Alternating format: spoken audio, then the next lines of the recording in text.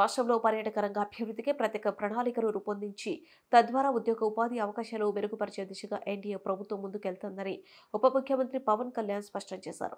రాష్ట్రాన్ని పర్యాటకానికి హబ్ మార్చేందుకు ప్రభుత్వ శాఖలు సమన్వయంతో ముందుకెళ్లాలని సూచించారు. రాష్ట్రంలో ఆలయాలు, పర్యావరణ, సాహస క్రీడలు, హెరిటేజ్ పర్యాటక ప్రదేశాల అభివృద్ధిపై ప్రజలకు ఇచ్చిన హామీల గురించి ఉప ముఖ్యమంత్రి పవన్ కళ్యాణ్ అధ్యక్షతన మంగళగిరిలోని జనసేన పార్టీ కేంద్ర కార్యాలయంలో సమావేశం జరిగింది. దేవాదాయ పర్యాటక రోడ్లు భవనాల శాఖ మంత్రులు ఆనం రామనారాయణ రెడ్డి, కందుల దుర్గేష్, బీసీ జనార్దన్ రెడ్డి, సంబంధిత శాఖల అధికారులు హాజరయ్యారు. పవన్ కళ్యాణ్ మాట్లాడుతూ ప్రపంచంలో ఎన్నో దేశాలు కేవలం పర్యాటకం ద్వారానే అభివృద్ధి చెందాయి. మన రాష్ట్రంలో ఆలయాలు, పర్యావరణం, సాహస క్రీడలు తదితర అంశాల అభివృద్ధికి అద్భుతమైన అవకాశాలున్నాయి. ఏటా 10% అభివృద్ధికి అవకాశం ఉన్న పర్యాటక రంగాన్ని ముఖ్యమంత్రి చంద్రబాబు మార్గదర్శకత్వంలో ముందుకు తీసుకెళ్లాం. పరిశ్రమ ఇది ప్రస్తుతానికి వార్షికం సంవత్సరానికి 5% అభివృద్ధి ఉన్న పరిశ్రమ ఇది. ఏ కంట్రీ ప్రోగ్రెస్ అవ్వాలన్నా, ఏ స్టేట్ ప్రోగ్రెస్ అవ్వాలన్నా టూరిజం ఈజ్ కీ. సో రాష్ట్రంలోనే ముందు చాలా అనేక సభల్లో అందరితో చెప్పింది అంటే రిలీజియస్ టూరిజం ఒకటి, ఎకో టూరిజం, అడ్వెంచరస్ టూరిజం చాలా స్కోప్ ఉన్నది.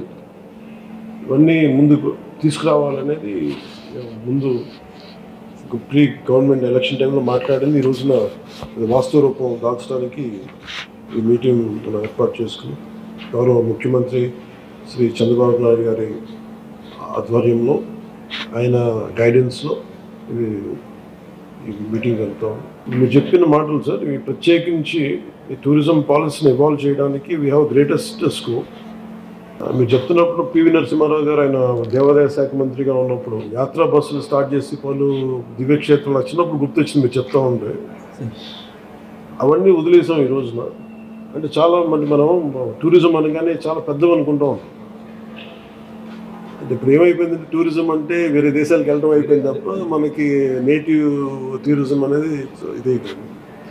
సో మీకంటే ముందు శాంతిప్రియ పాండే గారితో కూడా మన ఫారెస్ట్ డిపార్ట్మెంట్ అఫీషియల్స్తో కూడా చాలాసార్లు ఎకో టూరిజం గురించి మాట్లాడడం, ఎక్స్క్లూజివ్లీ ఒక ఎకో టూరిజం పాలసీని కూడా ఇవాల్వ్ చేశాం. Ma'am, I think committee has been constituted and ఒక ప్రత్యేక కార్పొరేషన్ కూడా పెట్టాం. దానికి సంబంధించి వీ హావ్ ఇనిషియేటెడ్ కార్పొరేషన్.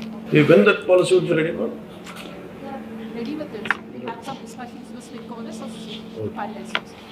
మీరు అంటే సింపుల్ గైడెన్స్ సార్. దీనికి మనకున్న గ్రేటెస్ట్ ఆపర్చునిటీస్ ఉన్నాయి. అంటే మనం విదేశాలకు వెళ్ళి అంటే మనం దుర్గేష్ గారికి కూడా మీ దృష్టికి తీసుకొస్తున్నాం. ఇప్పుడు ఉదాహరణకి మనం కర్నూలు వెళ్తే అక్కడ బ్లాక్ బక్స్ ఉన్న క్షేత్రం ఏంటంటే ఏరి ప్రాంతం ఏంటది,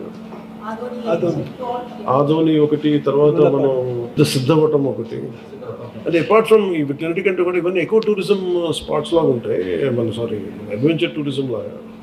అంటే మనకి ఫెంటాస్టిక్, మనకి టెంపుల్స్ కానీ, తర్వాత ఎకో టూరిజం సైట్స్ కానీ, ఇవన్నీ అంటే మెయిన్ మనం దృష్టిలో ఏం పెట్టుకోవాలంటే మీరు ఫిలిమ్స్ని చాలా పాపులర్ చేయాలి. బిగినింగ్లో న్యూజిలాండ్ ఒకటి, ఇప్పుడు ఈ మధ్యన యుక్రెయిన్ కానీ, ఇవన్నీ ఏంటి అంటే ఫిలిమ్స్